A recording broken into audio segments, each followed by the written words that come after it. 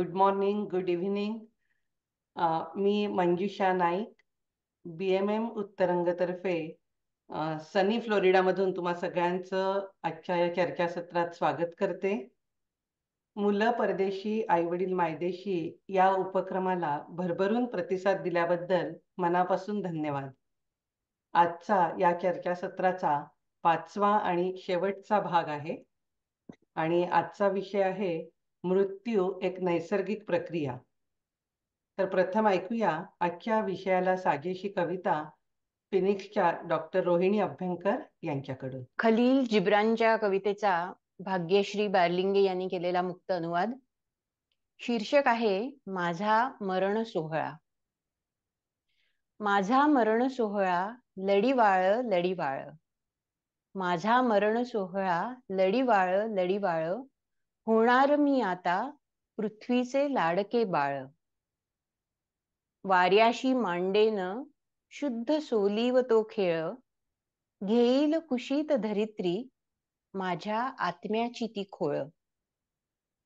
जीवनाच्या रंगमंची आकाशपटलावर, जीवनाच्या रंगमंची आकाशपटलावर, सूर्यकिरणांसवे मी नाचेन नाचेन, माझा मरण सोहळा लढीवाळ लढीवाळ. धन्यवाद. थँक्यू रोहिणी. आता ऐकूया मृत्यू संबंधी काही माहिती डॉक्टर भाग्यश्री बार्लिंगे यांच्याकडून. जीवन आणि मृत्यू यामधील सीमारेषा पुणे एकेकाळी फार सरळसोट आणि स्पष्ट होती. 20व्या शतकाच्या मध्यापर्यंत हृदय आणि श्वास हे दोन्ही थांबणे म्हणजे मृत्यू अशी व्याख्या होती. पण त्यानंतर झालेल्या विज्ञानातील अचाट प्रगतीमुळे मृत्यूच्या व्याख्येचे परीक्षण करणे भाग पडले आणि हे परीक्षण प्रगतीच्या प्रत्येक टप्प्यावर करावे लागते आहे आणि त्यामुळे मृत्यूची व्याख्या बदलतच जाते आहे. 1947 मध्ये डॉक्टर क्लॉड ब्रेक यांनी पहिलं यशस्वी कार्डियाक डिफिब्रिलेशन करून दाखवलं. मृत्यूला थोपवण्याची ही पहिली आणि सर्वात महत्वाची पायरी होय. बेक यांनी वापरलेल्या प्राथमिक स्वरूपातील डिफिब्रिलेटर मध्ये बरेच बदल होऊन आता जागोजागी ही उपकरणं दिसायला लागली आहेत. सामान्य माणसाला सहज वापरता येतील अशी ही उपकरणं आहेत. याच वेळी व्हेंटिलेटर्स पण निर्माण झाले. त्यांच्यात पण सुधारणा होऊन त्यांचा नियमितपणे हॉस्पिटल्समध्ये वापर व्हायला लागला. 1966 मध्ये CPRच्या म्हणजे कार्डिओ पल्मोनरी रिससिटेशनच्या मार्गदर्शक सूचना लिहिण्यात आल्या आणि वैद्यकीय क्षेत्रात नसलेल्या व्यक्तींना सुद्धा CPRचे प्रशिक्षण देणे सुरू झाले. ही वैद्यकीय क्षेत्रातली मोठी क्रांती होय. हे सर्व घडत असतानाच समांतर काळात शुद्धी म्हणजे कॉन्शियसनेस आणि बेशुद्धी म्हणजे कोमा यावर संशोधन होऊन कोमाच्या 4 स्टेजेस नक्की करण्यात आले. Death of the nervous system, criteria to establish death इत्यादी अतिशय गहन आणि वादग्रस्त मुद्द्यांवर संशोधन होऊन ऐतिहासिक महत्व असलेले पेपर्स लिहिण्यात आले. यावर आधारित ethics and end of life care या शाखांचे महत्व वाढले. अयशस्वी रिससिटेशनमुळे त्रिशंकू अवस्थेतील अनेक शरीरे निर्माण झाली. त्यामुळे समाजात आर्थिक, भावनिक, कायदेविषयक असे अनेक प्रश्न निर्माण झाले. याच वेळी जोडीला समांतरपणे ऑर्गन ट्रान्सप्लांटेशनचं क्षेत्र जोमानं वाढत होतं. मृत शरीरापेक्षा जिवंत किंवा अजूनही रुधिराभिसरण चालू असलेल्या पण ब्रेन डेड अशा शरीरातून अवयव घेऊन त्यांचे रोपण जास्त यशस्वी ठरू लागले. अशा ऊर्जेने भरलेल्या काळात मृत्यूची ठोस अशी व्याख्या करणे भाग पडले.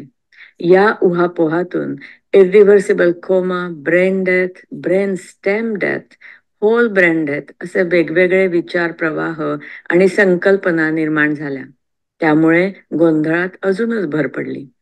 1968 मध्ये हार्वर्ड ॲडहॉक कमिटीने डॉक्टर अलेक्झांडर यांनी मांडलेल्या ब्रेन डेथच्या निकषांना मान्यता दिली आणि एवढेच नव्हे तर हृदय चालू असले तरी इरिव्हर्सिबल कोमा म्हणजेच मृत्यू असे जाहीर केले.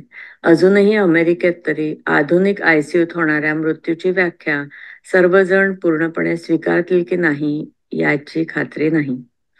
या चर्चासत्रात ऐकूया दूरस्थ किंवा जवळच्या काळजीवाहकाला मृत्यूसंबंधी काय माहिती हवी, जेणेकरून ह्या कठीण काळातला ताण कमी होईल.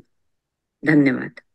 आजच्या या कार्यक्रमात भाग घेणार आहेत पुण्याहून डॉक्टर वनिता पटवर्धन आणि फिनिक्सच्या डॉक्टर भाग्यश्री बारलिंगे. नमस्कार वनिताताई. नमस्कार भाग्यश्री. मी डॉक्टर वनिता पटवर्धन यांची थोडक्यात ओळख करून देते. वनिताताई या प्रज्ञा मानस संशोधिका आहेत. ज्ञानप्रबोधिनी पुणे येथे ज्येष्ठ संशोधन सल्लागार म्हणून त्यांनी योगदान केले आहे. त्यांचे देखणा देहांत तो हे मृत्यू या विषयावर लिहिलेले पुस्तक प्रसिद्धीच्या मार्गावर आहे. डॉक्टर भाग्यश्री बारलिंगे या पॅलिएटिव्ह केअर फिजिशियन आहेत. त्या फिनिक्स ॲरिझोना येथे असतात. मी या दोघींचे स्वागत करते आणि आजच्या चर्चासत्राला आरंभ करते. भाग्यश्री, मला आत्ता या व्हिडिओ किंवा स्लाइड्सवरची ही माहिती ऐकून असं वाटलं की मृत्यू हा आयुष्याच्या वाक्यावरचा पूर्णविराम न राहता स्वल्पविराम, उद्गारवाचक चिन्ह किंवा प्रश्नचिन्ह झाला आहे. आजकाल सगळेच मृत्यू एवढे कठीण आणि गुंतागुंतीचे असतात का? तू अगदी बरोबर उपमा दिलीस मंजुषा. ते कसं आहे की ते सगळं आपल्या हातातच आहे शेवटी, की तो मृत्यूचा क्षण एवढा लांबू द्यायचा की नाही. तर ही जी माहिती सांगितली ती ब्रेन डेथ विषयी, म्हणजे ती फक्त ICU मधल्या पेशंट्सना लागू पडते. ज्या व्यक्ती घरीच मृत्यू पावतात आणि ज्यांनी लिव्हिंग विल करून ठेवलं असतं, जे की आपण ज्याविषयी खोलात जाऊन बोललो आहे एका एपिसोडमध्ये या मुलं परदेशीच्या, तर जर त्यांनी CPR ला नकार दिला असेल, रिससिटेशनला नकार दिला असेल, तर त्यांच्यासाठी नैसर्गिक मृत्यूची प्रक्रिया शांत असू शकते. पण ते सगळं आपल्या हातात आहे आणि आपण बोलूच त्याच्याविषयी परत. पण आजकाल बहुतांशी मृत्यू हॉस्पिटलमध्येच होतो ना? अगदी अर्ली 1900s पर्यंत मृत्यू जास्तीत जास्त घरी व्हायचे. मग नंतर हॉस्पिटल्सचं प्रमाण वाढलं, हॉस्पिटल्समध्ये मृत्यू व्हायला लागले. आणि मी तुला अगदी आता लेटेस्ट डेटा दाखवते CDCचा, की ज्याच्यात त्यांनी सांगितलंय की कुठे मृत्यू सगळ्यात जास्त होतो. आणि हा US चा डेटा आहे बरं का. Place of death in USA सगळ्यात वरची जी ठळक रेषा आहे ती हॉस्पिटल डेथची आहे. तर ही पूर्वी 50च्या जवळ, म्हणजे अगदी 48% गेलेली होती. तर ती आता 35 वर आलेली आहे. आणि होम डेथ्स, घरी होणाऱ्या डेथ्स वाढलेल्या आहेत. म्हणजे ही आता 20च्या जवळ होती, तर ती आता 31 झालेली आहे. आणि सगळ्यात महत्वाचं म्हणजे हॉस्पिसमध्ये होणाऱ्या, म्हणजे nursing home, long term care आणि under hospice care, inpatient hospice care, त्या सुद्धा डेथ्स आता वाढलेल्या आहेत. तर हा in a way it's a good trend away from the hospital. It has something to do with making your own living wills, ते आपण बोललो. आणि दुसरं म्हणजे ऍडव्हेंट ऑफ हॉस्पिस केअर. तर त्यामुळे ती एक खूप मोठी उपलब्धी आहे US मधली. आणि आता मला वाटतं भारतातल्या मोठ्या शहरांमध्ये पण पॅलिएटिव्ह केअर अँड हॉस्पिस यायला लागलाय. त्यामुळे more and more people are going towards comfortable death instead of going to ICU and dying on the machines. So माझा पुढचा प्रश्न आहे की प्रत्येक मृत्यू शांत आणि नैसर्गिक असणं शक्यच नाही. मृत्यूचे काही प्रकार किंवा प्रक्रिया वेगवेगळ्या असतील ना? बरोबर आहे. तर प्रत्येक माणसाचा मृत्यू त्याच्या व्याधींप्रमाणे, आणि तो कशामुळे झालाय, म्हणजे अपघाती मृत्यू आहे, तो अचानक घडलेला आहे काही मेडिकल कंडिशन्समुळे, की त्याला खूप क्रॉनिक इलनेसेस आहेत, जसे की या ग्राफमध्ये दाखवलेले आहे. हा ग्राफ इतका महत्वाचा आहे की हा सगळ्यांनी लक्षात घ्यावा. या ग्राफमध्ये काय आहे, एकीकडे Y ऍक्सिसवर फंक्शन आहे आणि इकडे टाइम आहे एक्स ऍक्सिसवर. तर सगळ्यात पहिल्यांदा जेव्हा सडन डेथ होते, सडन डेथ म्हणजे कसं, अचानक मृत्यू कशामुळे होऊ शकतो, अर्थात अपघाती मृत्यू, किंवा एकदम कोणाला हार्ट अटॅक आला, स्ट्रोक आला आणि ते अगदी क्षणात गेले, हे जे आपण ऐकतो. Very dramatic death, very painful, most traumatic event in our live if it should happen.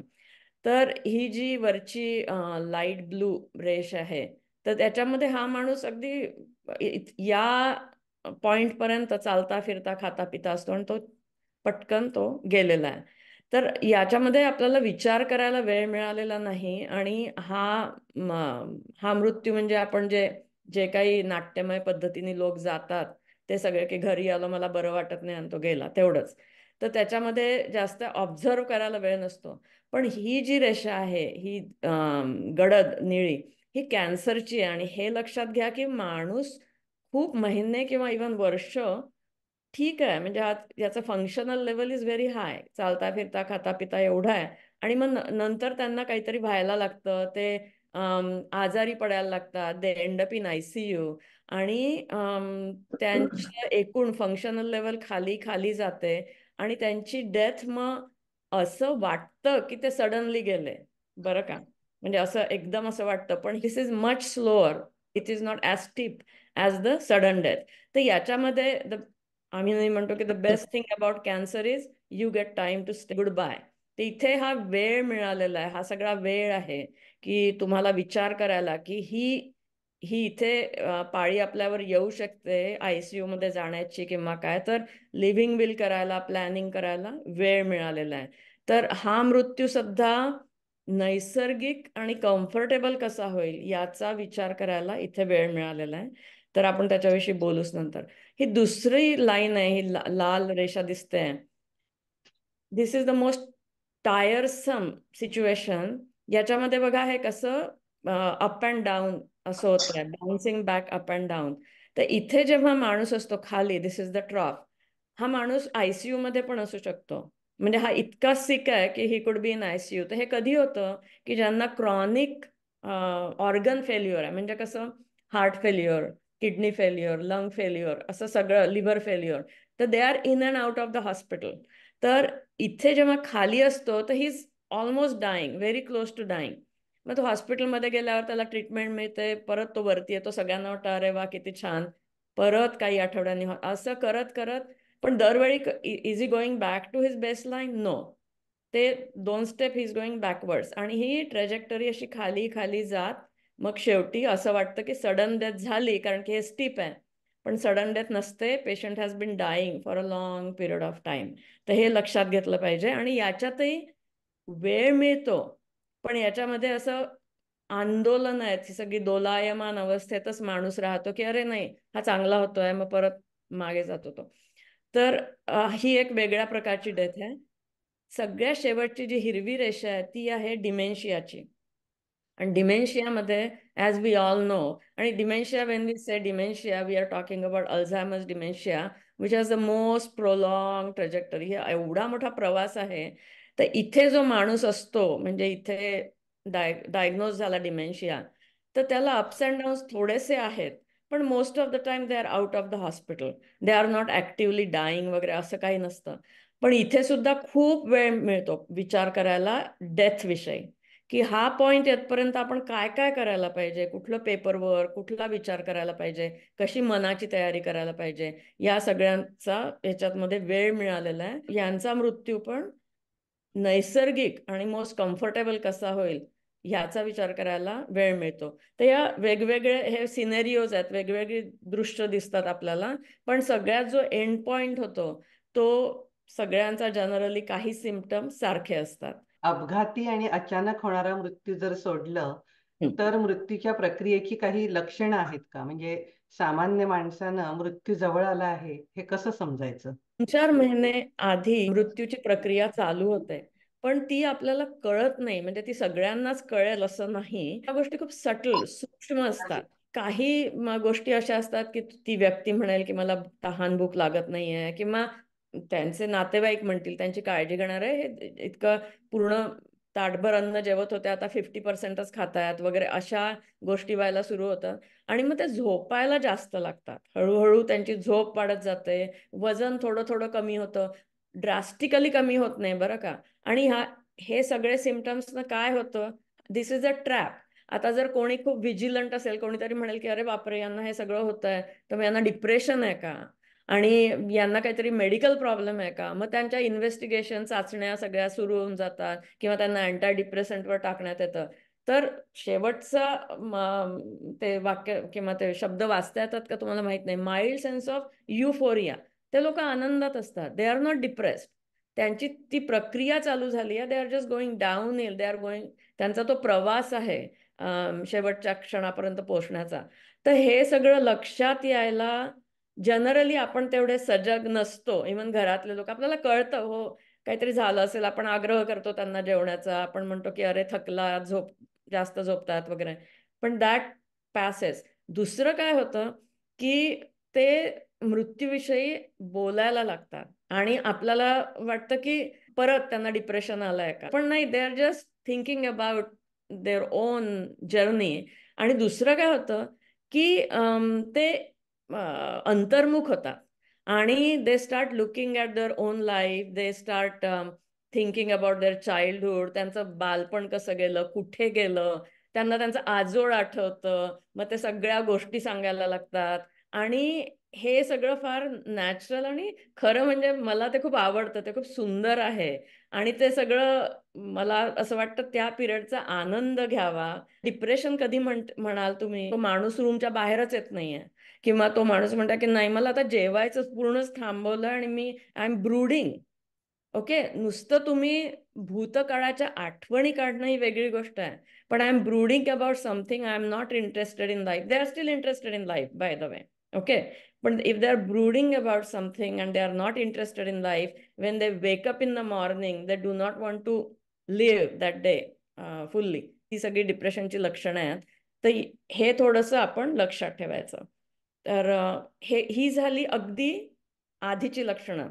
नंतर अगदी मृत्यू जेव्हा जवळ येतो, अगदी 1-2 आठवडे उरलेले असतात, तेव्हा मात्र बराच बदल होतो. आणि हे नैसर्गिक मृत्यूविषयी आपण बोलतो आहोत. आणि हा पण मृत्यू की एखादा माणूस डायालिसिसवर आहे किंवा कंजेस्टिव्ह हार्ट फेल्युअरवर आहे आणि त्यांनी ठरवलं की मेडिकेशन घेत राहायचे, पण हॉस्पिटलमध्ये जायचं नाही, आम्हाला व्हेंटिलेटर तर मुळीच नको आहे, CPR नको आहे, ते घरीच राहत आहेत, कम्फर्ट केअरमध्ये म्हणजे हॉस्पिस केअरमध्ये राहतात आहे. तर ते सगळे लोक जास्तीत जास्त झोपायला लागतात आणि त्यांचे हातपाय थंड पडायला लागतात. त्यांचं टेम्परेचर समजा 98 असलं तर आता ते 97 होतं. पल्स इरेग्युलर होतं. आणि अर्थात हे केअर गिव्हर्सना कळत नाही unless they are medically trend. Blood pressure घ्यायला जर हॉस्पिसची नर्स येत असेल तर ती म्हणेल की अरे ब्लड प्रेशर थोडं थोडं खाली जात आहे बरं का, तर मग ब्लड प्रेशरची मेडिकेशन्स होल्ड करावी लागतात. हे सगळ्यांच्या बाबतीत घडतं. म्हणजे ब्लड प्रेशर जर हाय असेल तर they are having some other issue. Okay, blood pressure खाली जातं, टेम्परेचर खाली जातं आणि त्यांचं वागणं थोडं थोडं बदलत जातं. They become confuse. त्यांना कळत नाही की ते नक्की कुठे आहेत, कोणाकडे आहेत, त्यांच्या आजूबाजूला कोण आहेत. आणि मग स्किन थोडंसं मॉटल्ड दिसायला लागतं, निळसर, त्याला एक अशी टिंज येते. आणि मग ब्रिदिंगही थोडं वाढतं त्यांचं, कधी फास्ट होतं कधी स्लो होतं, असं ते लक्षात यायला लागतं. आपण फोन केला तरी आपल्याला लक्षात येतं अरे अजूनही आई झोपलेलीच आहे, बाबा अजून झोपलेलेच आहेत, असं ते चालू होतं.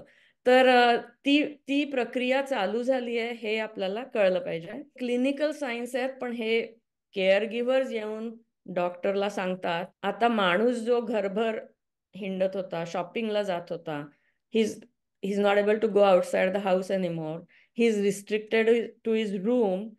ते वॉकर घेऊन चालत होते, ते बाथरूमला कसे बसे जात आहेत, त्यांची level of activity is restricting to a much smaller circle. सगळ्यात महत्वाचं लक्षण या स्लाइडवरचं इज डिफिकल्टी स्वॉलोइंग. त्याला डिस्फेजिया म्हणतात. लोकांना गिळायला त्रास व्हायला लागतो कारण की ते अतिशय अशक्त झालेले असतात. जर care giver is not aware of this symptoms are due to end of life, कारण की त्यांचा मृत्यू जवळ आला आहे आणि त्याच्यामुळे त्यांना हे सिम्पटम्स येतात आहे, हे जर तुम्ही स्वीकारलं नाही तर यावेळी लोक डगमगतात. यावेळी लोक खूप ऍक्शन घेण्याचा प्रयत्न करतात, or they want to show that they care, आणि ते मग यावेळी हॉस्पिटलाइज करतात. बऱ्याच गोष्टी होतात की ट्यूब्स टाकल्या जातात, नळ्या टाकल्या जातात पेशंटच्या शरीरामध्ये, आणि मग the person is tortured basically. तर there is no other word to say this. तर difficulty swallowing is the most disturbing symptom. पण याच्यामध्ये काय करायचं की सॉलिड फूड, आपण रेग्युलर फूड जे खात होते नेहमीचं अन्न, ते मग सोडून बदलवायचं की मऊ भात, मऊ खिचडी, मग सूप्स, असं ते हळूहळू ते कमी कमी होत जातं. आणि मग एक वेळ अशी येते की ते काहीच म्हणजे पाणी सुद्धा नीट पिऊ शकत नाही, त्यांना नुसते आईस चिप्स द्यावे लागतात. आणि मग बेडसाईड केअर गिव्हर जो असतो तो स्वाव्स मिळतात, ते कुठेही मिळतात, कुठल्याही फार्मसीत. You can just buy it buy like 100 in 1 packet. आणि ते पाण्यात किंवा ऑरेंज ज्यूसमध्ये, ॲपल ज्यूसमध्ये डिप करून त्यांचं तोंड साफ करायचं किंवा त्यांना ते चोखायला द्यायचं. तर इथपर्यंत ती स्टेज अशी लांबत लांबत ती वाढत येते. तर डिफिकल्टी स्वॉलोईंग आणि मग डिक्रीज ओरल इंटेक ते आलंच, म्हणजे त्याच्यामध्ये की हळूहळू ते खाणं पिणं बंद होत जातं. या काळामध्ये सगळ्यात महत्वाचं काय आहे की माणसाला, त्या व्यक्तीला अजूनही वाटतं की नाही नाही, लोक आपली काळजी घेतात आहे, आपण अवलंबून राहतोय, तर नाही, मी जातो, मी करतो, मी बाथरूमला जातो, मी माझी आणि they are at very high risk for falling. तेव्हा त्यांना सांगायचं की तुमची काळजी घ्यायला लोक आहेत, तुम्ही शांत राहा, तुम्ही लोकांचं केलेलं आहे, आता it is your turn to accept care. Accepting the care is the most difficult thing for any human being, बरं का, most of the human being. तर हे त्यांना सांगावं लागतं तेव्हा. सो जनरली सगळ्यांना हा नेहमी एक प्रश्न पडतो की आई वडिलांना भेटायला कधी जायचं. हा, तो खरंच खूप महत्वाचा प्रश्न आहे आणि तो मला सतत विचारला जातो हॉस्पिटलमध्ये, बाहेर. मी नेहमी सांगते की आई वडिलांना भेटायला जायची वेळ, कुठलीही वेळ नेहमीच चांगली असते. म्हणजे त्याच्यात खूप विचार करण्यासारखं काय नाही.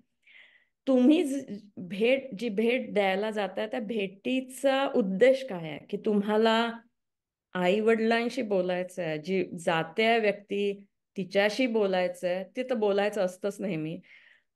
तुम्हाला तुमच्या भावंडांना मदत करायला जायचं आहे, तुम्हाला लिगल मॅटर्स काही आहेत, फायनान्शियल मॅटर्स काही आहेत, ते सॉल्व्ह करायला जायचं. ते if you are going to sort out important things, you need to go right away before they lose their consciousness. ते त्यांची झोप जी चालू झाली आहे ना, ती झोप न राहता ते म्हणजे ती मृत्यू ही सगळ्यात मोठी निद्रा, त्याच्याकडे त्यांचा प्रवास चालू झालाय. त्यांचं जे आकलन आहे जगाचं, ते कमी कमी होत चाललेलं आहे. हे लक्षात घेऊन लिगल फायनान्शियल मॅटर्स करायचे असतील तर लवकरात लवकर जायचं. जेव्हा तहानभूक कमी होते, झोपतात आहे जास्त असं कळलं की त्या गोष्टी पटकन करून घ्यायच्या. आता तुम्ही इतक्यातच भेटून आलेला आहात आणि तुम्ही व्हिडिओ कॉल्स रोज करता आहात आणि तुम्हाला माहिती आहे की काहीतरी चालू आहे, स्पष्टपणे असं कोणाला बोलावं असं कधी कधी वाटत नाही की नाही नाही बरं, हा माणूस डाऊन हिल चाललाय, except the doctors and nurses can tell you की नाही, this is the end of life scene. तर घरचे लोक कधीच असं बोलत नाही की हे असं होत आहे. तर तेव्हा पण जेव्हा आपल्याला असं जाणवतं, आणि you don't need a doctor to tell you all this things all the time, बरं का. तर जेव्हा असं जाणवतं, तर तुम्ही ठरवायचं की कशासाठी आपण जातोय. आपण नुकतंच जर जाऊन आलो असेल आणि तुम्हाला नंतर जायचं असेल, भावंडांना मदत करायला जायचं असेल, तर it's a totally different issue. तर हे असं ठरवायचं. आणि एंड ऑफ लाईफ मध्ये बेसिकली द पर्सन इज बेडबाउंड, कळलं ना, हे सगळ्यात महत्वाचं आहे. आणि त्याच्यामध्ये मग त्यांना त्यांची सिग्नेचर घेणं कागदावर कुठल्याही महत्वाच्या ते इट्स नॉट गुड. मग ते सगळं भुवया उंचवल्या जातात की अरे तुम्ही काय केलं, असं कसं केलं तुम्ही, जेव्हा त्यांना बोलताही येत नव्हतं, जे गिळत नव्हते, पाणी सुद्धा पिऊ शकत नव्हते, तेव्हा तुम्ही ती हे घेतलं. आणि मग त्याच्यामध्ये सगळ्यात एंड ऑफ लाईफ स्टेज मध्ये त्यांना डेल्युजन्स अँड हॅल्युसिनेशन, म्हणजे डेल्युजन म्हणजे असं असतं की त्यांना म्हणजे पॅरानोइया सुद्धा असू शकतो की हे जी कागद तुम्ही मला दिलीत ती तुम्ही, you are just getting my house return of, तुम्ही माझ्याकडून सगळं घेताय वगैरे वगैरे. म्हणजे त्यांना ते आवडत नाही, त्यांना ते कळत नाही आपण नक्की काय करतोय. आणि that is the very wrong stage of discussing legal और फायनान्शियल मॅटर्स. ओके. आणि रेस्टलेसनेस वाढत जातो. पण सगळ्यांमध्ये सगळे सिम्पटम्स असतात असे नाही. म्हणजे मी आतापर्यंत जे काही सांगितलं, तर हे सगळ्यांमध्ये 100% असतं नाही, काही लोकांमध्ये असतात. काही लोक शेवटपर्यंत अगदी शार्प राहतात. मी या गोष्टी ऐकलेल्या आहेत, काही पेशंटमध्ये बघितलंय की शेवटपर्यंत त्यांना कळत असतं कोण उभं आहे त्यांच्या शेजारी, कोण यायचंय अजून, ते वाट पाहतात जातपर्यंत वगैरे वगैरे. तर this is just a spectrum of symptoms, म्हणजे लक्षणं अशी सगळ्यांमध्ये काही प्रमाणात असू शकतात. असू शकतात. आणि तू म्हणाली ते अगदी खरं आहे, कारण मी होम हेल्थ थेरपिस्ट आहे आणि कधी कधी मी पेशंटकडे जाते आणि हां, त्यांना साईन करायची असते की I was there to see them. आणि हां, ते इतके शंका घेऊन विचारतात की मी कशावर साईन करतोय, व्हॉट हां, एम आय सायनिंग. सो अगदी. आता मला ते अगदी रिलेट होतंय की हं, तू जी माहिती दिली त्याप्रमाणे. हं. बरोबर. असं तर आता हं. याच अनुषंगाने मला वनिताताईंना विचारायला आवडेल की या काळात काळजी वाहकाची किंवा घरच्यांची मनस्थिती कशी असू शकते. मुख्यतः आपण आता नैसर्गिक मृत्यूविषयीच बोलतो आहोत बरोबर. आणि आपले आई वडील वृद्ध आहेत असं पण गृहीत आहे आणि आम्ही म्हणजे परदेशी त्यांची मुलं मुली आहेत असं साधारणपणे हा सीन आपण बघतो आहोत.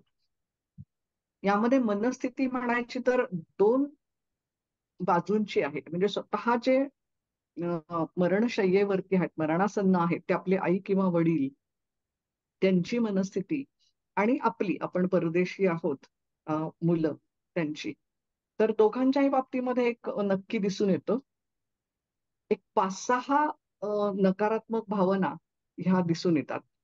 अ, दुःख वाटत असतं, वाईट वाटत असतं. म्हणजे आई-वडिलांना वाटत असतं, की आपण हे जग सोडून जाणार आहोत वगैरे अशा अर्थाने काही एक वाटत असतं आणि मुलांना पण वाटत असतं, की अरे आता ताटातूट होणार. हं.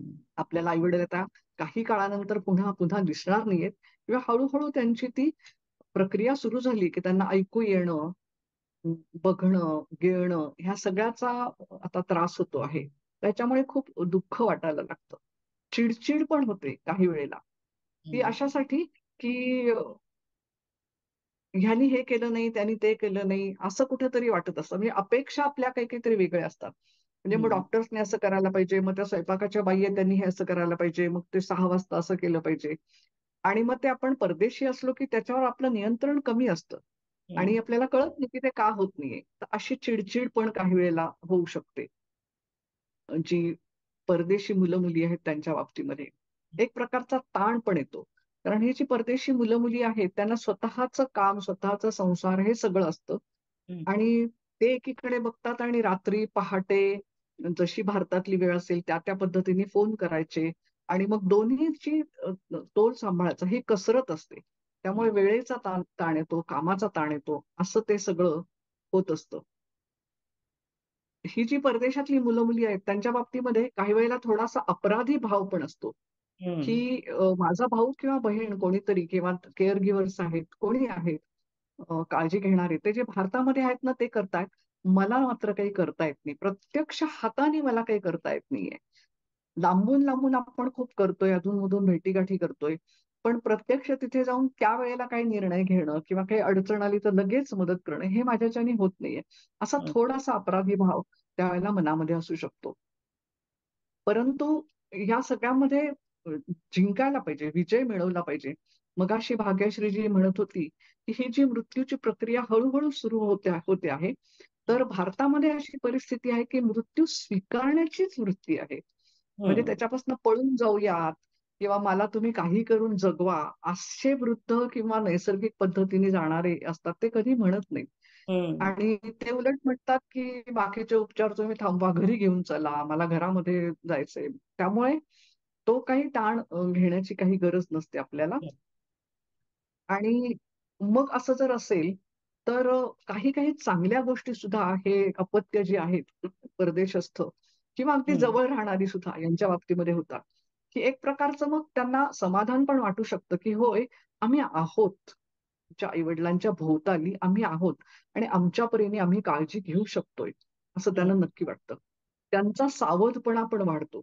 म्हणजे अ, मला एक मध्येच प्रश्न विचारायचा आहे बरं का, हं. की जवळून मृत्यू ही जी अपत्य म्हणजे आम्ही जे परदेशी मुलं-मुली आहोत, त्यांनी हं. किती जणांचा पाहिलेला आहे? तर हं. खूप कमी जणांचा पाहिलेला असतो. आणि मग त्यावेळेला आपल्याला म्हणता येतं, की आपल्या प्रत्यक्ष आई-वडिलांचा मृत्यू जेव्हा होतोय किंवा ते जे अ, मरणाच्या शय्येवरती आहेत, तर हं. त्यावेळेला किती सावध आपण राहतो, अलर्ट असतो. हं. म्हणजे हं. हा पण नव्याने शिकलेली गोष्टी आहे. सहनशीलता वाढते आपली. म्हणजे मी म्हटलं मगाशी तसं, काम करतो आहोत, आई-वडिलांकडे बघतो, तर आपण शांत राहायला पण शिकत जातो. चिडून किती चिडणार तुम्ही, हो की नाही? हं. त्यामुळे हं. सहनशीलता वाढते, सावधपणा वाढतो. मुख्य एक गोष्ट होते, की निर्णय घेणं, संवाद करणं, हं. अशी जी काही कौशल्य आहेत, हं. त्या कौशल्यांना धार चढते. हं. पणाला लागतात ती कौशल्य. हं. म्हणजे मग डॉक्टर्सशी बोलावं लागतं. घरी ज्या मावशी कोणी असतात त्यांच्याशी बोलावं लागतं. जे केअर गिव्हर्स असतात हॉस्पिसमध्ये वगैरे जरी असले तरी आसपास जे बेड साईड असतात त्यांच्याशी बोलावं लागतं. आपले भाऊ, बहीण, तात्या, मामा, काका किंवा आई आजारी असेल तर वडील, वडील आजारी असेल तर आई यांच्याशी आपल्याला बोलावं लागतं. आणि त्यामुळे संवाद आपल्याला चांगला, सुरळीत असा करावा लागतो. आणि पणाला लागतं आपलं ते. आणि मी म्हटलं तसं निर्णय कौशल्य. त्यामुळे ह्या कौशल्यांना धार लागते. म्हणजे मी मगाशी म्हटलं तरी काहीतरी त्रासदायक भावना असतात. पण त्याच वेळेला आपण म्हणतो ना, की खूप अवघड परिस्थिती आली, जशी की कोव्हिडच्या वेळेला आली होती आणि त्यावेळेला आपलं सगळं कौशल्य पणाला लागलं आणि आपण त्याच्यातून तरुण बाहेर निघालो. तसाच हा प्रसंग असतो आणि मग हा अगदी स्मरणात राहतो सगळ्यांच्या प्रसंग, की असं-असं झालेलं होतं, त्यावेळेला हे केलेलं होतं आणि जसं आपण युद्धभूमीवरती गेलो, की अटीतटीने लढतो आणि आपल्या सगळ्या कौशल्यांना धार चढते, तशा प्रकारचं पण यावेळेला होत राहतं. आणखीन एक अत्यंत महत्वाची गोष्ट अशी आहे, ज्यांना अनुभव आलेला आहे, आई-वडिलांपैकी एखाद्याचा मृत्यू झालेला आहे वगैरे अशांना लक्षात येतं, की अ, आपल्याला आसपासची जी माणसं आहेत, त्यांची पारख खूप चांगली व्हायला लागते. त्यांचे स्वभाव कळायला लागतात. जास्ती त्यांच्या अपेक्षा काय आहेत त्या कळायला लागतात. त्यांच्या भावभावना कोणत्या आहेत त्या कळायला लागतात आणि आपलं आणि त्यांचं नातं कसं आहे, कुठल्या पातळीवरती आहे, किती जवळीकीचं आहे. म्हणजे आपण जर नात्यांची वर्तुळं काढली, तर कुठल्या वर्तुळामध्ये ही आपली स्वतःची माणसं आहेत, किती जवळ आहेत आणि आपण म्हणतोय ते त्या माणसांना कळतंय आणि ते म्हणतायत ते आपल्याला कळतंय. एका पातळीवरती आपण आहोत किंवा नाही. तर हे माणसांची पारख आपल्याला खूप चांगली होते आणि मग नंतर जेव्हा आता 2-3 महिने जसं भाग्यश्रीने सांगितलं, की 2-3 महिने साधारण अंदाज यायला लागतो, की आता काही महिने राहिलेले आहेत. तर त्यावेळेला मग आपण जे कामाच्या जबाबदाऱ्या सोपवणं जे आहे, डेलिगेशन आहे, ते मग ते उत्तम प्रकारे करू शकतो, की माणसांची पारख झालेली आहे.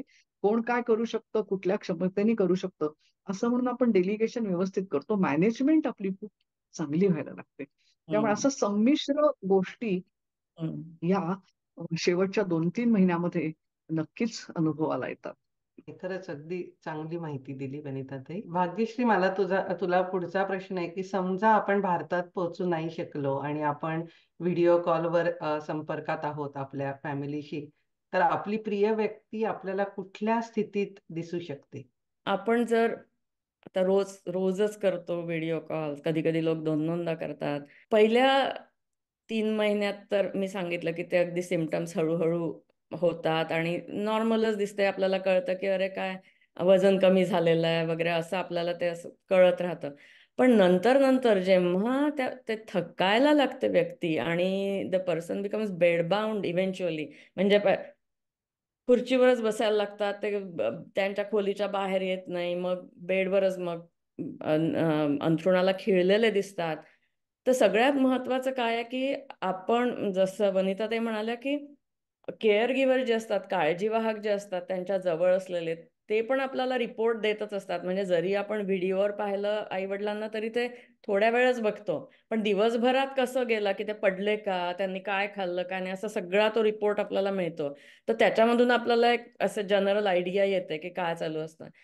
तर आपण समजा अगदी ज्या दिवशी ते जाणार आहेत त्या दिवशी कॉल केला आणि समजा एखादा माणूस 2 वाजता दुपारी गेला आणि सकाळी त्यांच्याशी बोललो, तर अरे ते तर छान बोलले माझ्याशी बाबा, अगदी पूर्वीसारखेच नॉर्मल, सगळं नॉर्मल झालं, असं कसं? म्हणजे तुम्हाला तेव्हा वाटेल की अरे यांना काही झालंच नव्हतं की काय, म्हणजे हे सगळं आतापर्यंत घडलेलं कदाचित he has come out of it, असं एक फिलिंग येऊ शकतं. पण आपल्याला हे स्वीकारलं पाहिजे आणि हे सगळं ना जनरली रिट्रोस्पेक्टिव्हली आपण या मागे वळून पाहताना कळतं, अरे अच्छा ती ज्योत जी विझणार होती ती विझण्याआधी मोठी झाली, ते झालेलं होतं. हे त्यावेळी कळतच नाही, म्हणजे कोणालाच कळत नाही की हे मृत्यूच्या आधीचं त्यांचं असं सतेज होणं आहे आणि सगळं बोलणं आहे. ते जे क्षण असतात ना ते खूप प्रेशस असतात, म्हणजे लोकांनी ते अगदी सोडूच नाहीये. तर तेव्हा जेवढं काही बोलायचं असेल त्या व्यक्तीशी तेवढं बोलून घ्यावं, कारण की मग त्यानंतर ते म्हणजे सगळं ते तेज, ते सगळं तो प्रकाशच त्यांच्यातला नाहीसा होत गेलेला असतो, ऊर्जा नाहीशी झालेली असते. जर तुम्ही व्हिडिओ कॉल करता आहात आणि तुम्ही जर मुलं आहेत तुमच्या बरोबर, लहान शाळकरी मुलं आहेत, तर तुम्ही त्यांना सांगायचं की हो, आता तुम्हाला आजी आजोबा झोपलेले दिसतील, म्हणजे we are talking about the end of life. तर आजी आजोबा झोपलेले दिसतील, ते हाकेला ओ देणार नाहीत, हे एक महत्वाचं.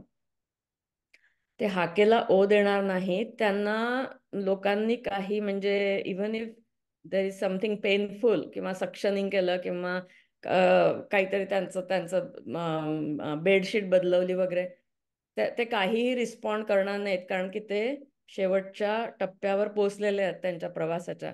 आणि दुसरं महत्वाचं म्हणजे काही काही गोष्टी अशा असतात की मुलांनी त्यांना पाहण्याच्या आधी तुम्ही बेडसाईड केअर गिव्हरला, जवळच्या काळजीवाहकांना सांगा की मुलं पाहणार आहेत त्यांना आणि आजी आजोबा त्यांना छान असे झोपलेलेच आहेत असंच त्यांच्या लक्षात राहिलं पाहिजे.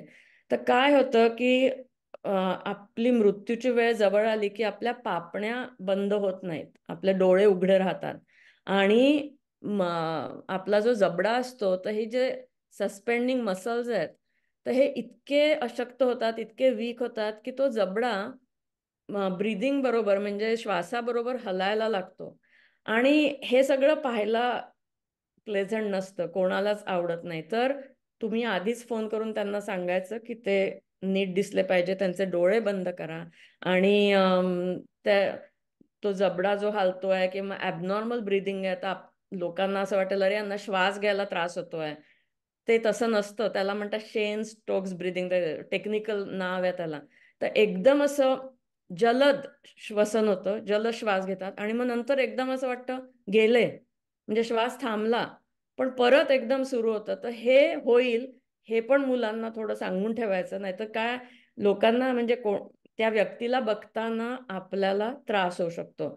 तर हे माहिती पाहिजे. आणि सगळ्यात म्हणजे जी शेवटची घरघर लागते, जे आपण म्हणतो मराठीमध्ये, तर ते का बरं होतं? कारण की तेच कारण की सगळे मसल्स असे वीक होतात आणि जे आपलं सिक्रिशन्स असतात घशातले, तर ते खोकला आणून ते काढू नाही शकत, जे आपण घसा साफ करतो, तर ते त्यांना करता येत नाही. आणि मग त्याच्यातून they are trying to exhale through the secretions. तर ती हवा जेव्हा जाते त्या सिक्रिशन्स मधून, तेव्हा तो आवाज येतो. तर त्यामुळे ती व्यक्ती जाताना ती झोपलेली आहे आणि ती मोठ्या निद्रेत, डीप स्लीपमध्ये ती चाललेली आहे, हे असंच आपल्यालाही लक्षात ठेवायला आवडेल आणि मुलांनाही लक्षात ठेवायला आवडेल. तर व्हिडिओ कॉल्स करताना हे माणसांनी लक्षात ठेवावं. आता अगदी व्यक्ती चालली आहे म्हणजे विदिन मिनिट्स ऑफ डेथ, तेव्हा सेम थिंग की ते डोळे उघडे असतात, ते हाकेला ओ देत नाही. आणि सगळ्यात महत्त्वाचं म्हणजे आपलं हे नेझोलेबियल फोल्ड्स आहेत आपल्या सगळ्यांना, हा जो भाग आहे त्याच्यामुळे आपला चेहऱ्याला अशी उभारी येते. तर त्यांचं सगळेच मसल्स रिलॅक्स होतात, इतके रिलॅक्स होतात की तो असा चेहरा पसरट दिसतो आणि वेगळा दिसायला लागतो थोडासा. तर ते ड्रुपिंग ऑफ बोथ, एकीकडचं नाही बरं का, दोन्ही drooping of both nasolabial folds is very important.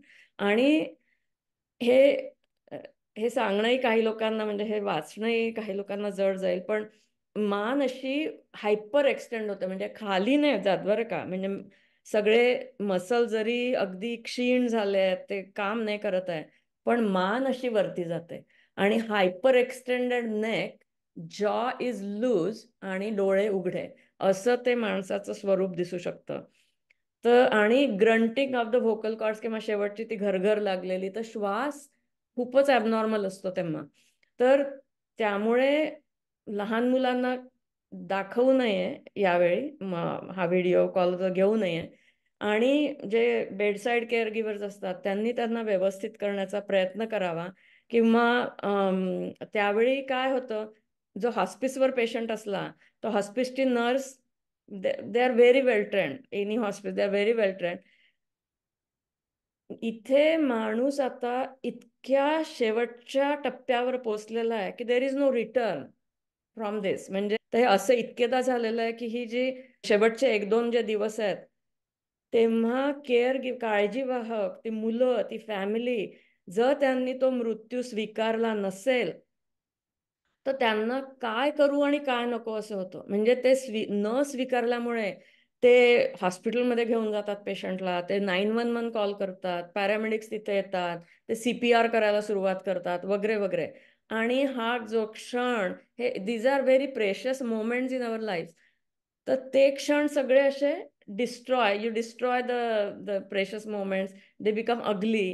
तर हे क्षण स्वीकारायला सगळ्यात आधीपासून, म्हणजे कधीतरी त्या 3-4 महिन्याच्या आधीपासूनच या गोष्टींची चर्चा व्हायला हवी, उजळणी व्हायला हवी. आणि हे काही काही लोकांना हास्यास्पद वाटेल की असं कसं कोण बोलणार आहे, असं मृत्यूविषयी असं बोलल्या जातं का. तर somewhere you need to break the ice, somewhere you need to figure it out की हे कसं बोलायचं. आणि त्यावेळी स्टे काम, शांत राहा. तुम्ही त्यांचा हात धरून त्यांच्याजवळ बसा, वेळ घालवा त्यांच्याबरोबर, कारण की हे क्षण परत येणार नाही. आणि तुम्हाला हे लक्षातच आलं पाहिजे की हा प्रवास आहे आणि तो प्रवासी त्याच्या घरी चाललाय, त्याच्या शेवटच्या डेस्टिनेशनवर तो पोचतोय. आणि तुम्ही जर त्याला असं खेचत राहिला मागे, तर philosophically speaking you are not doing him or her any favour. तर हे लक्षात ठेवणं सगळ्यात महत्वाचं आहे. हे अतिशय दुःखद क्षण असतात. आणि यावेळी जो कोणी बेडसाईड केअर गिव्हर असतो तो त्याच्या भाऊ बहिणींना कॉल करेल, तुम्ही व्हिडिओ कॉलवर असाल. आणि यावेळी आपण सगळे एकत्र असणं हे खूप महत्वाचं आहे. त्या रूममध्ये असणं, त्यांच्या बरोबर असणं. तुम्ही या व्यक्तीबरोबर पूर्ण वेळ राहू शकत नाही, कळलं ना. This could be prolong for minutes or hours, who knows. तर तुम्ही आता for biological reasons you step out of the room. तुम्हाला खायचं प्यायचं आहे, तुम्हाला तुमची काळजी घ्यायची आहे. Feel free to do that, do not feel guilty, कळलं ना. सगळ्यात महत्वाचं आहे, when you look back at that event, at this event in your life. कारण की ही घटना तुमच्या लक्षात जन्मभर राहणार आहे, कळलं ना. तर जेव्हा तुम्ही म्हणाल की नाही मी बाहेर गेलो आणि आई गेली, मी बाहेर गेलो आणि वडील माझे बाबा गेले, ते कदाचित त्याचीच वाट पाहत असतील, कळलं ना. तर हे लक्षात ठेवायचं आणि never feel guilty about it. आणि जर तुम्ही त्यावेळी कॉल केला की जेव्हा अगदी थांबलेलं आहे सगळं आणि ते झोपलेले दिसतात आहे, सगळं मसल टेन्शन गेलेलं आहे, त्यांचे डोळे असे अगदी स्थिर झालेले आहेत आणि मान पण इट्स नॉट एक्सटेंडेड एनिमोर. तर त्यावेळी ते झोपलेलेच दिसतात लोक. तेव्हा त्या मुलांनी जर यावेळी पाहिलं तर ठीक आहे, पण त्यावेळी डोळे बंद करायचे, तोंड उघडं असेल तोंड बंद करायचं, स्वच्छ ठेवायचं त्या व्यक्तीला, पांघरूण असतं इथपर्यंत सगळं. आणि फोलिक कॅथेटर, ट्यूब्स वगैरे जनरली दिसू नाही द्यायच्या. त्या जर आपण एखाद्या त्यांच्या रूममध्ये शिरलो तर फोलिक कॅथेटरची बॅग दुसऱ्या बाजूला ठेवायची, just to maintain the dignity of the patient. Do certain things, the bedside caregiver has to do certain things to make sure की तो भाग क्लटर फ्री आहे, प्रसन्न आहे. आणि दुःख तर असतंच, पण ते दुःख एक्सेप्ट करायचं की नाही, या क्षणी मी या दुःखात आहे, मी या दुःखातून जाणार आहे. There is no way to go over it. या दुःखातूनच मी जाणार आहे. आणि त्यावेळी जे बॉन्डिंग होतं तुमचं त्या केअर गिव्हरशी, दूरस्थ काळजीवाहकांचं जवळच्या काळजीवाहकांशी, दॅट इज लाईफ लॉंग. ते खूप प्रेशस असतं. ऍक्सेप्ट करणं कठीण होतं, पण ही माहिती खरंच प्रत्येकाला पाहिजे. आणि तू आता जे सगळे गोष्टी सांगितल्या किंवा पॉइंटर्स दिले, तर त्याचा नक्कीच आम्हाला उपयोग होईल जेव्हा अशी कधी वेळ येईल कोणाचा मृत्यू फेस करायची. तर माझा दुसरा असा प्रश्न आहे, कित्येकदा ICU मधून पेशंट्सना घरी पाठवलं जातं, बरोबर. तर त्या परिस्थितीत काय करायचं? दिस इज द मॉडर्न डेथ, आधुनिक मृत्यू आता आपण बघतो आहोत. मला अमेरिकेतलाच अनुभव आहे, पण मला असं वाटतं की आजकाल भारतातल्या मोठ्या शहरांमध्येही वेस्टर्नाइज्ड हॉस्पिटल्स आहेत, ICU तसेच आहेत. तर सगळ्यात महत्वाचं काय आहे की before the patient is discharge from the ICU, म्हणजे काय झालंय की ती व्यक्ती आतापर्यंत व्हेंटिलेटरवर होती, ट्यूब होती घशामध्ये, ती ट्यूब काढलेली आहे, पण ती व्यक्ती गेली नाही लगेच. आणि डॉक्टर्स म्हणतील की जाणार पण नाही, हे काही दिवस असे जगू शकतात. तर तुम्हाला घरी न्यायचं आहे का यांना? तर तुम्हाला वाटलं की तुम्ही त्यांची काळजी घेऊ शकतात आणि ते घरी आले, तर काय काय करायचं की सगळ्यात पहिल्यांदा get a hospice agency involve. आणि हॉस्पिस असलं की काय होतं की they deliver the hospital bed at home. त्याच्याशिवाय तुम्ही काळजी घेणं खूप कठीण होऊन जातं. आणि ती ट्यूब असल्यामुळे काय होतं, ती ट्यूब काढल्यानंतर सिक्रिशन्स खूप वाढतात घशातले आणि त्यांना असं खूप खोकला आल्यासारखं व्हायला लागतं. ते दे डोंट लुक गुड. म्हणजे त्यांच्याकडे बघणं आपल्याला कठीण होतं. तर ते जे सिक्रिशन्स आहे ते कसे काढायचे? ते काय नुसतं हाताने काढता येत नाही. तर ते बेडसाईड सक्शनिंग मशीन असतं.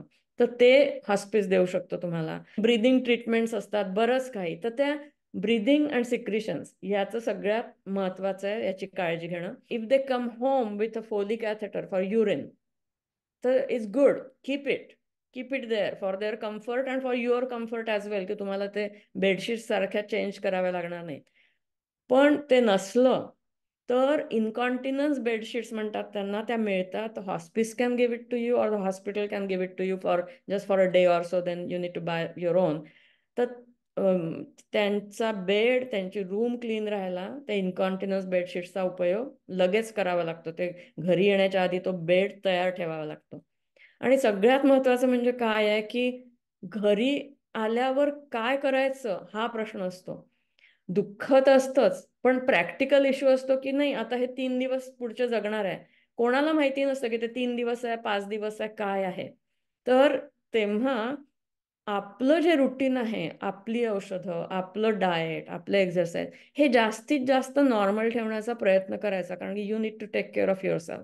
आणि मुलं असतील घरी, शाळकरी मुलं असतील, त्यांच्या शाळा सुरू ठेवायच्या, त्यांचं रुटीन चालू ठेवायचं आणि घरामध्ये एक प्रसन्न वातावरण ठेवायचं. कारण की ही व्यक्ती आता गावाला चालली आहे. जर एखादा पाहुणा चाललाय गावाला, आपण कसा निरोप देऊ त्यांना, हसत मुखाने निरोप देऊ, तसं वातावरण ठेवायचं आणि तेच मनात ठेवायचं की आता आपण निरोप देतोय. हा खूप आव्हानात्मक काळ असतो आपल्या आयुष्यातला. खूप एन्झायटी, खूप दुःख, गिल्ट सगळ्या म्हणजे, आणि वनिता ते जास्त सांगतील याच्याविषयी. पण मनामध्ये कुठे काही राहू द्यायचं नाही. त्या व्यक्तीशी बोलून घ्यायचं. जरी ती व्यक्ती रिस्पॉन्ड करत नाही असं वाटलं तरी त्यांना काही अंश ऐकू येत असतं. आपल्याला जे बोलायचं आहे ते बोलून घ्यायचं. ह्या सगळ्या गोष्टी डिस्चार्ज होम फ्रॉम ICU ह्या पेशंटसाठी मुख्यपणे करायच्या. आणि दुसरं म्हणजे सगळ्या केअर गिव्हर्सना, फॅमिली मेंबर्सना माहिती हवं आहे की हे होतंय.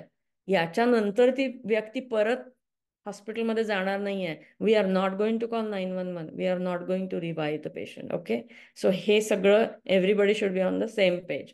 मला तर एक नक्कीच वाटलं की जे भोवतालचे काळजीवाहक आहेत त्यांनी स्वतःकडे सतत लक्ष दिलं पाहिजे. म्हणजे स्वतःचं खाणं, पिणं, व्यायाम, झोप, काम ह्या गोष्टी केल्या पाहिजेत. आणि एक लक्षात घ्यायचं की स्वतःवरती मी मगाशी म्हटलं तसं ताण येतो आहे, येणार आहे.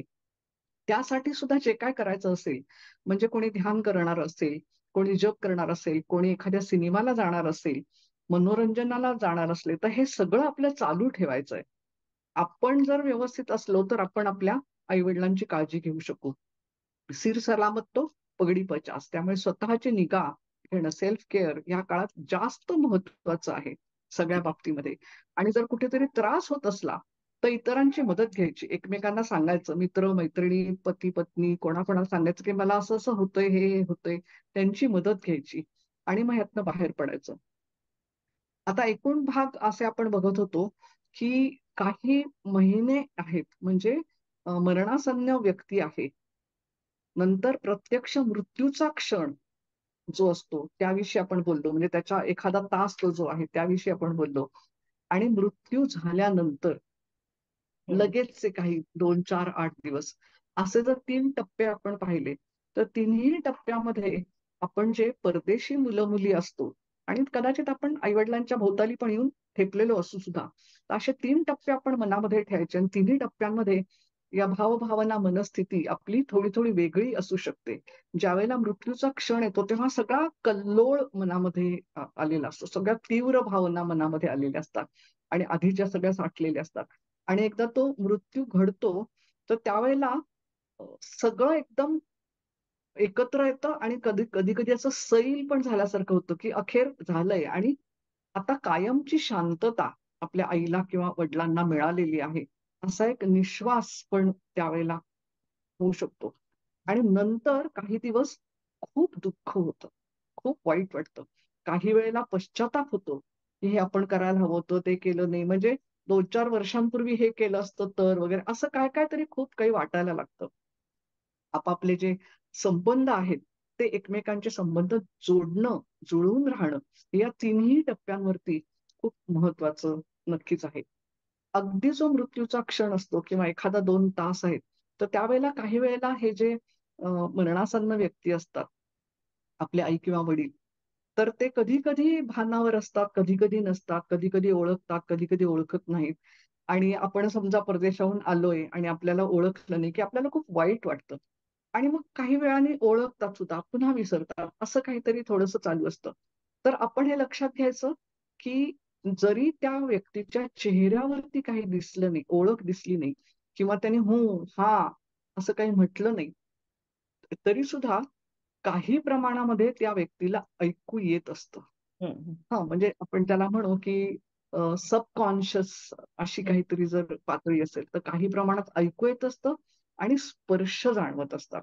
म्हणजे हं, समजा आपण आईवडिलांच्या जवळ उभे आहोत आणि आपण काहीतरी बोलतो आहोत, तर ते दिसत नाहीये त्यांच्या चेहऱ्यावरती. ऐकू आलं की नाही, "ऐकलंस का? ऐकलंस का? आई तू ओ दे, बाबा तुम्ही हां म्हणा," असं म्हणा. पण ते म्हणत नाहीयेत. तरीही त्यांना ते कळत असणार आहे, असं आपण लक्षात ठेवायचं. कारण त्यांचं श्रवणेंद्रिय काही प्रमाणात चालू असेल. तसंच स्पर्शाचं. त्यामुळे हात हातात घेणं, जवळ बसणं, कपाळावरनं, चेहऱ्यावरनं हात फिरवणं, पाठीवरनं हात फिरवणं, हलकेच ह्याचा नक्की उपयोग होऊ शकतो. मला आत्ता अगदी आठवतंय, एका महिन्यापूर्वीच माझ्या एक ते नणंदबाई गेल्या आणि त्यांचं असंच ऑफ ऑन होत होतं, की परिचय ओळखत होत्या, ओळखत नव्हत्या असं काही चाललेलं होतं. आणि मध्येच 5 मिनिटं मला त्यांच्या आयसीयूमध्ये जाता आलं आणि त्यांनी मला ओळखलं. तर हं. त्यांना संगीताची आवड होती आणि त्यांचे सुधीर फडके चुलत मामा, त्यामुळे त्यांच्याबद्दलचं त्यांना खूप मृदू भाव असा पहिल्यापासून होता. तर मग मी त्यांना म्हटलं, की आपण काही गाणी म्हणायची का?" तर त्या गुणगुणायला लागल्या स्वतः. आणि मग म्हटलं, "मी काही म्हणू का?"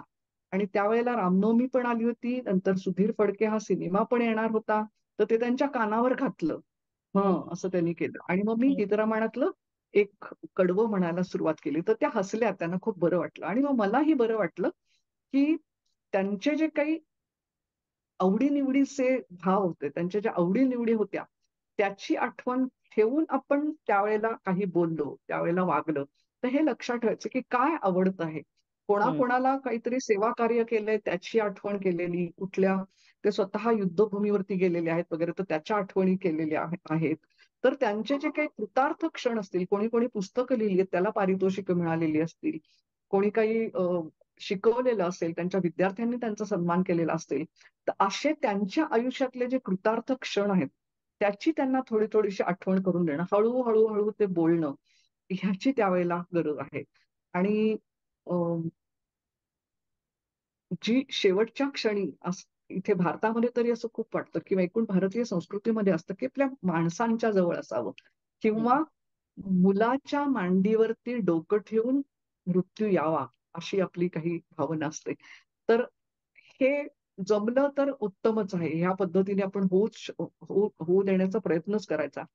पण हे समजा झालं नाहीये, तर आता मगाशी भाग्यश्री म्हणाली तशी, की आपल्या माणसांना सोडून जाण्याचा पण त्रास असतो.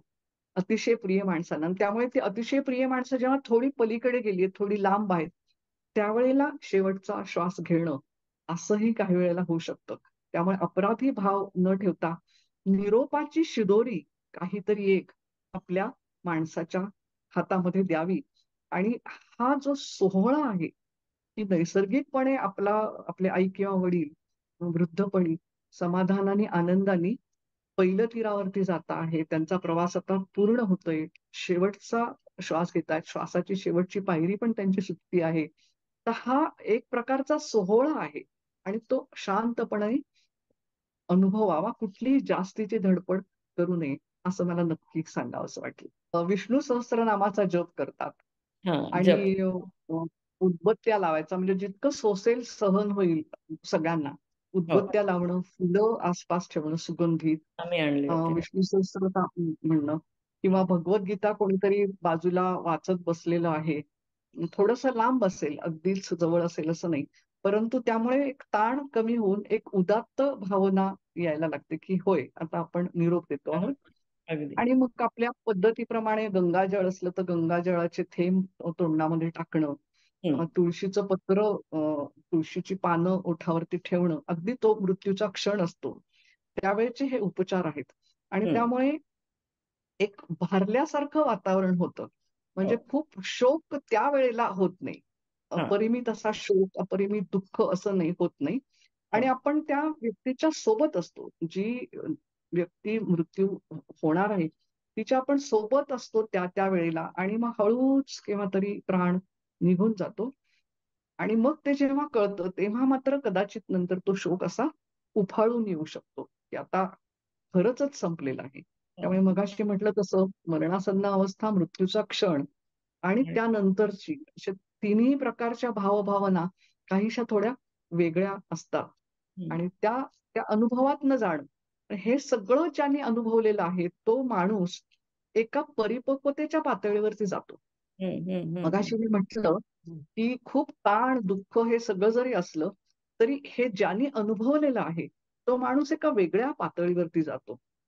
आणि मग त्याला संकटांना कसं झेलायचं, कसं सामोरं जायचं आणि मृत्यू म्हणजे काय, हे खूप आत्मसात व्हायला लागतं. आणि मग स्वतःकडेही लक्ष द्यायला लागतं, की होय, आता हा माझा किंवा आणखीन भोवतालच्यांचा प्रवास पण हा असा राहणार आहे. खूप मोठं शहाणपण या सगळ्या प्रसंगामधनं बरोबर, आपल्याला प्राप्त अगदी. होतं. भाग्यश्री, सेशन संपवण्याआधी तुला काही सांगायचंय आम्हाला? अजून काही मेसेज? मला असं वाटलं, की भाग्यश्री हा खूप ताणाचा विषय आहे बरं का. हो, इतकं टेन्शन आलंय गेले तास, सव्वा तास आपल्याला. हो ना. आणि ते सगळं थोडंसं कमी होईल असं काहीतरी तुझं बोललीस तर बरं होईल. एक आवडती याची आठवण, फिलॉसॉफरची आठवण म्हणजे की सॉक्रेटिस जेव्हा मरत होता, he was in the dying process आणि त्याला you may not call it a natural death, त्याला पॉयझन दिलं गेलं होतं, हेमलॉक पॉयझनिंग. तर जेव्हा त्याला अगदी शेवटचा क्षण जवळ आला, तर त्याने काय म्हणावं, म्हणजे एवढा मोठा माणूस, तर आपल्याला वाटेल की तो काहीतरी खूप फिलॉसॉफिकल काहीतरी बोल. तर क्रिटो नावाचा त्याचा शिष्य होता, तो जवळ उभा होता आणि त्याला तो म्हणाला, क्रिटो, माझ्या शेजाऱ्याकडून एक कोंबडा घेतला होता, तो त्याला परत कर, विसरू नको, कारण की ते माझ्यावरचं कर्ज आहे. आणि ते तेवढं करून तो गेला. तर मला ते नेहमी आठवून हसू येतं की आपल्या किती अपेक्षा असतात की जाणारी व्यक्ती काहीतरी खूप मोठं महान बोलेल, तर असं काही होत नाही. तोपर्यंत त्यांचं आयुष्याशी असं ते चिकटलेलो असतो आपण. आणि सगळ्यात एक आधुनिक जोक तुम्हाला सांगायचा, हा माझा आवडता जोक आहे आणि it it pertains to all of us. की एक श्रीमंत माणूस जात असतो, त्याची सगळी मुलं आजूबाजूला असतात आणि ते अगदी त्यांचे प्राण अगदी कानात आलेस की हा माणूस काय बोलेल जाताना, आपल्याला अजून जास्त पैसे देईल का वगैरे असं. तर ही विस्पर्स समथिंग, तो काहीतरी कुजबुजतो, तर सगळेजण अगदी कान देऊन ऐकतात. तर तो मुलाला सांगतो आपल्या की please delete my browsing history on my computer. आणि त्यानंतर तो जातो. So this is a modern joke I like to tell my patients as well. Bhagyashree, वनिताताई, खरंच मृत्यूबद्दल कधीच बोलावंसं किंवा विचार करावा असं वाटत नाही, पण we face that in reality. आणि तुम्ही आजची सगळी माहिती, अनुभव जे सगळे सांगितले, त्याचा प्रत्येकाला, सगळ्या श्रोत्यांना नक्कीच उपयोग होईल किंवा फायदा होईल. आजचं हे शेवटचं आणि 5वं चर्चासत्र आहे.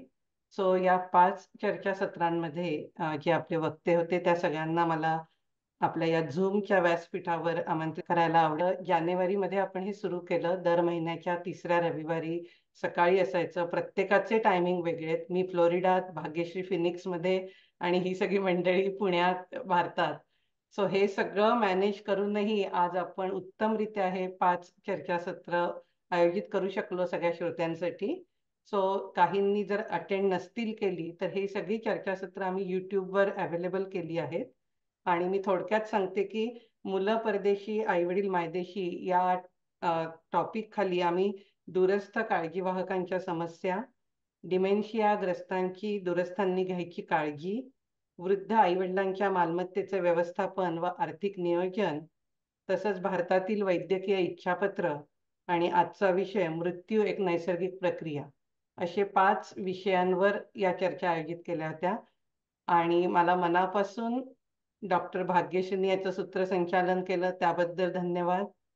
डॉक्टर रोहिणीताई, डॉक्टर मंगलाताई, डॉक्टर वनिताताई आणि ॲडव्होकेट निलिमाताई, तुम्ही तुमचा बहुमूल्य वेळ दिला. कारण हे चर्चासत्र जरी अर्ध्या 1 तासाचं असलं तरी यामागची तयारी आणि हे सगळी लोक एवढी व्यस्त असतात आणि आपल्यासाठी म्हणजे आपल्या अमेरिकेत आपण राहतो आपल्यासाठी सुद्धा त्यांनी एवढा वेळ दिला, तर त्याबद्दल BMM तर्फे मी तुमचे मनापासून आभार मानते. धन्यवाद. मी ह्याच्याकडे एक चळवळ म्हणून बघते आणि ही चळवळ अशीच सुरू राहावी. त्याच्यातून काहीतरी योजना सुद्धा निर्माण होऊ शकतात, जिथे जी अमेरिकेत राहणारी मुलं आहेत, जी आता सध्या केअर गिव्हिंग करतायत, त्यांना कायमस्वरूपी सल्ला मिळावा, तज्ज्ञांशी त्यांची चर्चा व्हावी. अशा प्रकारची काहीतरी व्यवस्था आता व्हॉट्सअप मधनं इतर तंत्रज्ञानामधनं होऊ शकते आणि ते कनेक्टेड राहू शकतात. तर अशा प्रकारचा उपक्रम BMM मार्फत घेणं खूपसं अवघड आहे असं मला वाटत नाही. तर त्या दृष्टीने विचार व्हावा अशी माझी विनंती आहे. आणि धन्यवाद सगळ्यांनाच. नक्की. वनिताताई.